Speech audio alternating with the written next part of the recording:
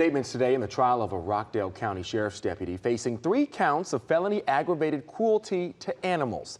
An exclusive Atlanta News First investigation uncovered Sheriff's Deputy Eric Tolbert, who was also a K-9 handler at the time, left 3 of his personal dogs inside a hot shed. All 3 of those dogs died. Atlanta News First investigator Rachel Plansky was the only reporter inside the Rockdale County courtroom. She joins us live outside with the latest. Rachel, what went down? Yeah, day 2 of the trial began with each attorney delivering their opening statements to the jury. Then witness testimony began. I do want to mention that the judge would allow us to record video inside the courtroom, but he would not allow us to record audio. During the prosecution's 45-minute opening statement, prosecutor Jessica Rock showed this Facebook post, in which Deputy Eric Tolbert announced the death of his 3 American bulldogs.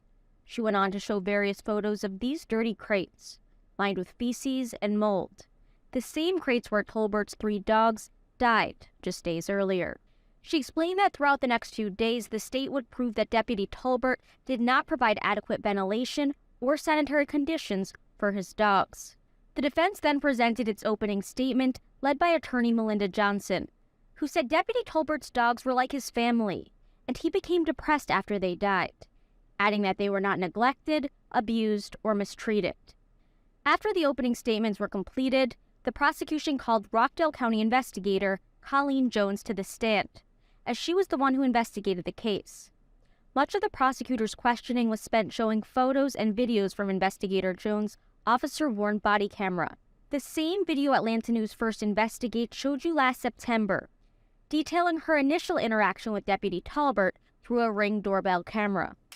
You have 3 dogs that passed away?